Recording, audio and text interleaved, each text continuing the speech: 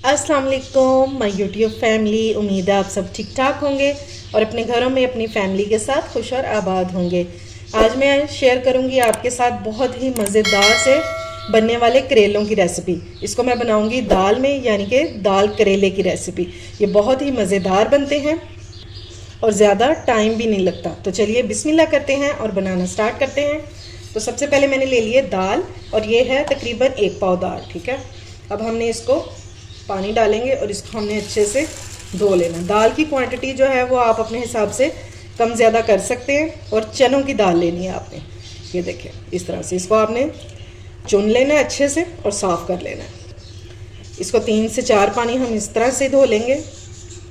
इसको मैंने अच्छे से 4 से 5 पानी धो लिया। अब हम इसको 15 मिनट के लिए भीगा रहने देंगे। उसके बाद हम इसको बॉईल करेंगे। ठीक है, आपने इसको लाजमी 15 से 20 मिनट लाजमी भिगोना है।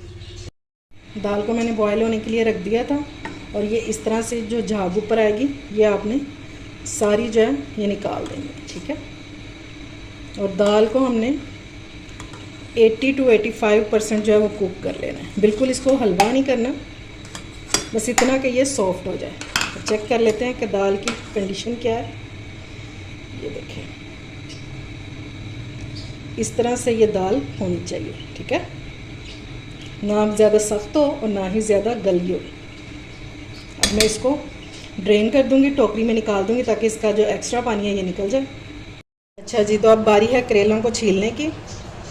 तो हमने क्या करना है, इस तरह से करेलों को छील लेना है। ठीक है, पिलर लेंगे और इस तरह से छील लेंगे। बहुत ही डिफरेंट तरीके से आपको बनाना बताऊंगी। एक तो आपके करेले जो हैं वो कभी कड़वे नहीं बनेंगे, और दूसरा बहुत ही मज़ेदार बनेंगे कि सब उंगलियां चाटते रह जाएंगे। उसके बाद फिर आप बाकी सारे तरीके जो हैं वो भूल जाएंगे। आपने प्याज करेले खाया होगा, गोश्त करेले खाए होंगे। मेरे तरीके से दाल करेले भी बना के देखिएगा, इंशाल्लाह आपको बहुत पसंद आएंगे। बस इसी तरह से हमने ये सारे करेले जो हैं वो छील लेने हैं। करेले हमारे छिल चुके हैं। अब बारी है इनको इसके बीज निकालने की। तो इस तरह से हमने सेंटर करना है इनका, और इस तरह से हमने इसके बीज निकाल लेने हैं। बीजों को भी हम अपने सालन में इस्तेमाल करेंगे। अगर आपको नहीं पसंद है तो फिर आप स्किप कर सकते हैं, लेकिन अगर डालेंगे तो बहुत ही मज़ेदार सा टेस्ट आएगा। बस इस तरह से ईज़िली ये निकल जाएंगे। ठीक है, तो पहले हमने सारे जो बीज हैं वो निकाल लेने हैं।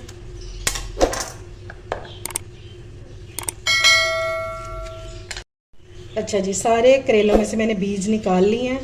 ठीक है, अब हमने इसकी कटिंग करनी है। ठीक है, और कटिंग कैसे करेंगे, इस तरह से। ठीक है, मैंने 2 पीसेस पकड़ लिए, ज़रा काम जल्दी हो जाएगा। अगर आपको मुश्किल लगता है तो आप इस तरह से काट सकते हैं। और इसकी थिकनेस कितनी रखेंगे, ये देखें, इतनी। ठीक है, बस इस तरह से हमने सारे करेले जो हैं ये काट लेने हैं।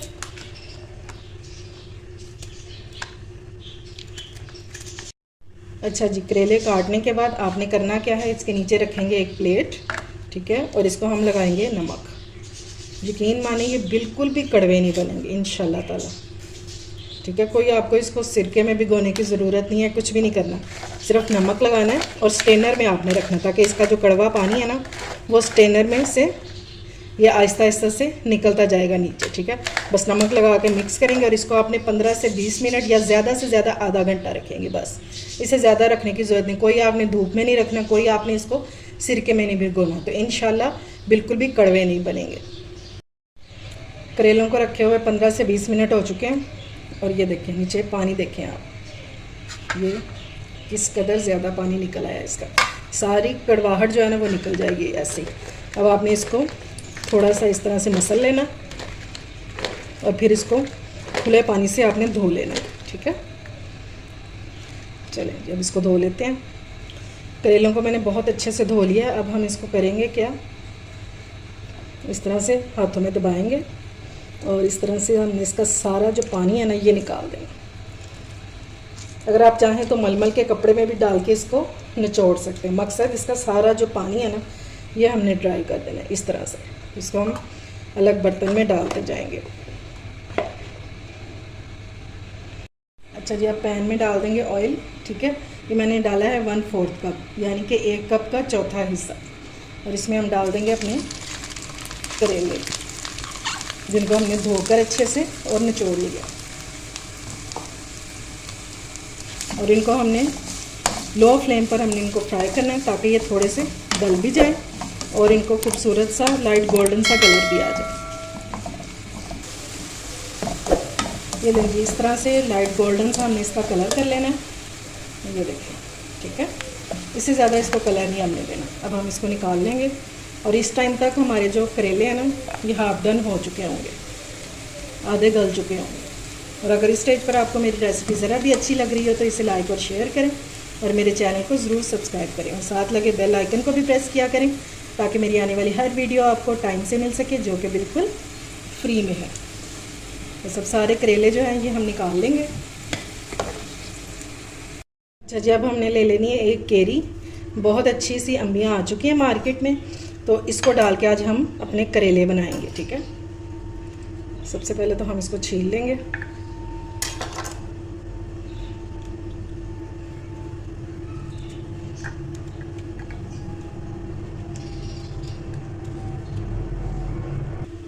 अब हम लेंगे ग्रेटर और इसको हमने ग्रेट कर लेना, ठीक है। ये देखिए, इजीली ग्रेट हो जाएगी। पूरी केरी को कर लेंगे।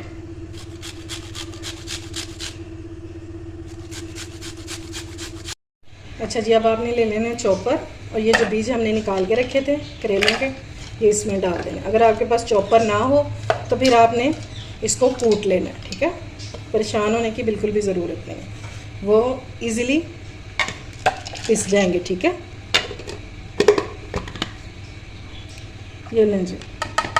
और देखें, मशीनों ने हमारी ज़िंदगी कितनी आसान कर दी है।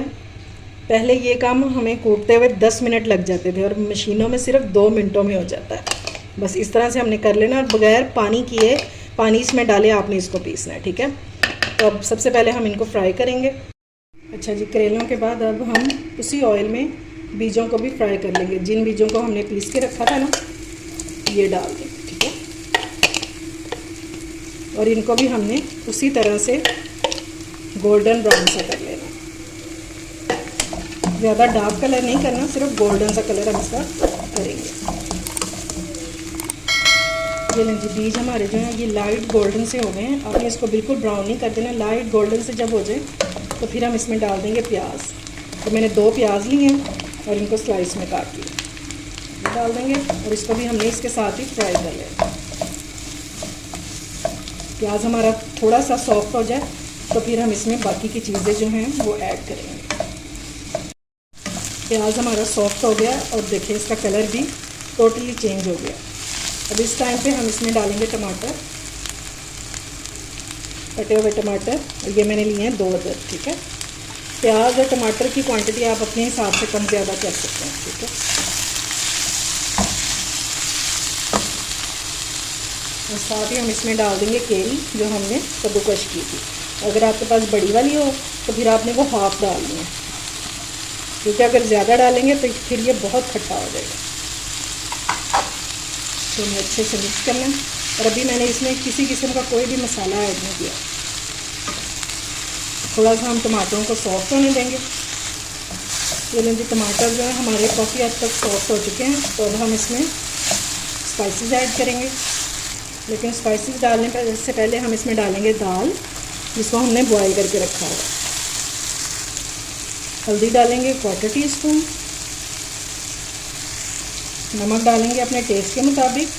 और आपने ये भी ध्यान रखना है कि हमने जब करेलों को हमने छीला था तो तब भी हमने इसको नमक लगाया था। पिसी हुई मिर्चें डालेंगे 1 टीस्पून, ज़ीरा पाउडर भी जाएगा 1 टीस्पून और 1 टीस्पून जाएगा इसमें धनिया पाउडर। 1/2 टीस्पून हम इसमें डालेंगे कुटी हुई मिर्चें।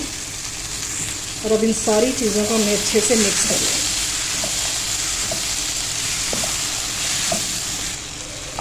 जब सारे मसाले अच्छे से मिक्स हो जाएं तो फिर हम इसमें डालेंगे करेले, ये जो हमने फ्राई करके रखे।